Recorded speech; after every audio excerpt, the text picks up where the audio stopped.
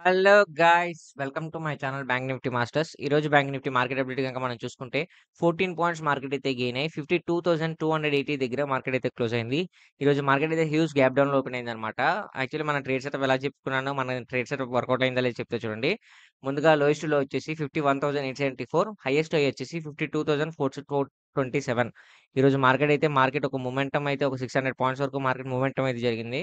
So, మనం ఏ విధంగా entry తీసుకున్నామనేది చెప్తా చూడండి. ముందుగా మనం 1 వీక్ క్యాండిల్ గనక అబ్జర్వ్ చేస్తే మార్కెట్ యాక్చువల్లీ హ్యూజ్‌గా ఫాలో అవుతుంది. మార్కెట్ పుట్ సైడ్ ఉండండి అని చెప్పాను. అదేవిధంగా మార్కెట్ గనక మీరు అబ్జర్వ్ చేస్తే యాక్చువల్లీ ఫస్ట్ 15 మినిట్స్ గనక గ్యాప్ డౌన్‌లో ఓపెన్ అయిందన్నమాట. గ్యాప్ డౌన్‌లో ఓపెన్ అయిన తర్వాత మనం ఏం చూస్తామంటే యాక్చువల్లీ చూసారా, గ్యాప్ డౌన్ ఓపెన్ అయిన తర్వాత మార్కెట్ ఏదైతే స్ట్రాంగ్ రెసిస్టెన్స్ లెవెల్స్ ఉందో ఇక్కడ మార్కెట్ అనేది రిజెక్షన్ ఇచ్చిందన్నమాట. ఎప్పుడైతే మార్కెట్ అనేది రిజెక్షన్ ఇచ్చిందో మనం యాక్చువల్లీ ఫస్ట్ 15 మినిట్స్ స్కాన్‌లో ఒక బేరిష్ స్కాన్‌లో వచ్చిన తర్వాత మనం పుట్ ఆప్షన్‌ని ప్లాన్ చేసుకోమని మన ట్రేడ్ సెటప్‌లో చెప్పాను. కానీ ఇక నేను పుట్ ఆప్షన్‌ని ప్లాన్ చేసుకోలేదు ఫ్రెండ్స్. ఎందుకు అంటే, మీరు అబ్జర్వ్ చేస్తే మార్కెట్‌లోని ఎప్పుడైతే స్ట్రాంగ్‌గా ఒక లెవెల్ ఏదైతే ఉందో స్ట్రాంగ్‌గా సపోర్ట్ లెవెల్‌లో, ఈ లెవెల్ ఎప్పుడైతే గ్యాప్ డౌన్‌లో ఓపెన్ అయిన తర్వాత ఇది రెసిస్టెన్స్‌గా కన్వర్ట్ అయిందన్నమాట.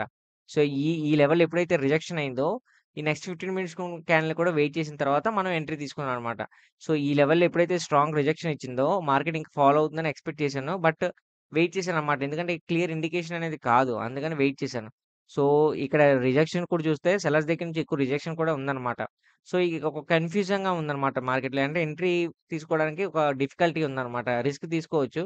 కానీ డిఫికల్టీ ఉంది కాబట్టి మనం తీసుకోలేదన్నమాట. సో, నెక్స్ట్ 15 మినిట్స్ క్యాండిల్ ఏంటంటే క్లియర్ కన్ఫర్మేషన్ ఏంటంటే మార్కెట్ పైకి వెళ్తుంది. దాన్ని బేస్ చేసుకొని ఇక్కడ నేను కాల్ ఆప్షన్ ప్లాన్ చేసుకున్నాను. సక్సెస్‌ఫుల్‌గా అయితే ప్రాఫిట్ అనేది బుక్ చేసుకున్నాను. దాని తర్వాత మార్కెట్ అయితే హ్యూజ్‌గా రివర్సల్ అయింది. దాని తర్వాత ఒక రేంజ్‌లో కన్సల్టేషన్ అవుద్దని ఎక్స్‌పెక్ట్ చేశాను. అదేవిధంగా కన్సల్టేషన్ అయితే జరిగింది. సో, రేపైతే బడ్జెట్ ఉండబోతుంది కాబట్టి రేపైతే వన్ సెట్ ర్యాలీ అయితే జరగబోతుంది ఫ్రెండ్స్. అది ఎయిదర్ కాల్ సైడ్ అయినా, పుట్ సైడ్ అయినా వన్ సెట్ ర్యాలీ అయితే జరుగుతుంది. ఈ వన్ సెట్ ర్యాలీ ఎప్పుడు జరుగుతుందంటే మీకు ఆఫ్టర్ 11:00 తర్వాత మార్కెట్ అనేది ఒక వన్ సెట్ ర్యాలీ అనేది జరుగుతుంది. యూజువల్లీ మార్కెట్ ఏంటంటే ఫస్ట్ 1 అవరు కొంచెం మొమెంటమ్ అయ్యి దాని తర్వాత కన్సల్టేషన్ అవుతుంది. బట్ ఈ బడ్జెట్ ఉంది కాబట్టి మార్కెట్‌లో రియాక్షన్ ఎలా ఉంటదంటే ఫస్ట్ 10:00 వరకు మార్కెట్ మామూలుగానే వోలటైల్‌గా ఉండి, దాని తర్వాత మాత్రం ఒక వన్ సైడ్ ర్యాలీ అనేది జరుగుతుంది. ఎయిదర్ కాల్ సైడ్ అయినా, పుట్ సైడ్ అవని. సో, రేపైతే జాగ్రత్తగా ట్రేడ్ చేసుకోండి ఫ్రెండ్స్. ఎందుకంటే బడ్జెట్ ఉంది కాబట్టి ఎక్కువ సీఈ అయితే హోల్డ్ చేసుకున్నోళ్ళైతే ఎగ్జిట్ అయిపోండి. ఎందుకంటే చాలా రిస్క్ ఉందన్నమాట. హ్యూజ్ రిస్క్ అనేది ఎక్కువ ఉందన్నమాట.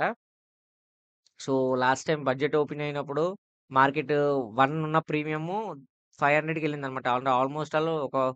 1,00,000 పెట్టుకుంటే వాళ్ళకి ఈవెన్ 2,00,00,000 వచ్చే ఇది కూడా ఉందనమాట. సో, అలాగా మ జాక్‌పాట్ తగిలే ఛాన్సెస్ ఉన్నాయి. At the same time loss అయ్యే ఛాన్సెస్ కూడా ఉన్నాయి. సో, మాక్సిమం 0 టు హీరో అవ్వడానికి ట్రై చేయండి. ఎందుకంటే రేపు ఒక రిస్క్ తీసుకోననమాట బడ్జెట్ కాబట్టి. అందులో నేను బ్యాంక్ నిఫ్టీలోనే ఎక్కువ సజెస్ట్ చేస్తాను. కాకపోతే రేపు ఫిన్ నిఫ్టీ ఎక్స్‌పైరీ కాబట్టి 0 టు హీరో అయ్యే ఛాన్సెస్ చాలా ఎక్కువ ఫిన్ నిఫ్టీలో ఉన్నాయి. సో, రేపు రేపైతే నేను ఫిన్ నిఫ్టీలో ఒక ట్రేడ్ అనేది తీసుకుంటాను. సో, ఇంకా మన బ్యాంక్ నిఫ్టీలో మనకు సపోర్ట్ అండ్ రెసిస్టెన్స్ లెవెల్స్ చూస్తాను.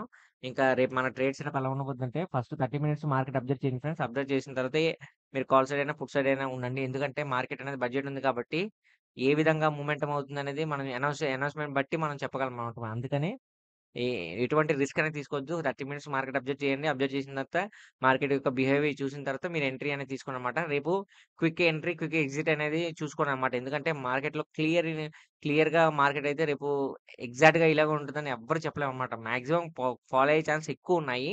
బట్ క్లియర్‌గా ఫాలో అవుతుందని కూడా ఎగ్జాక్ట్‌గా చెప్పలేమనమాట. సో, అందుకని కొద్దిగా జాగ్రత్తగా ట్రేడ్ తీసుకోండి ఫ్రెండ్స్. 30 మినిట్స్ అబ్జర్వ్ చేసిన తర్వాత మీరు ఎంట్రీ అనేది తీసుకోండి.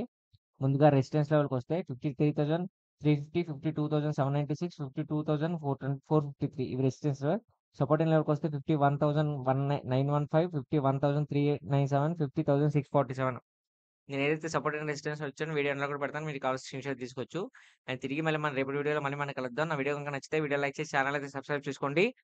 Thanks for watching.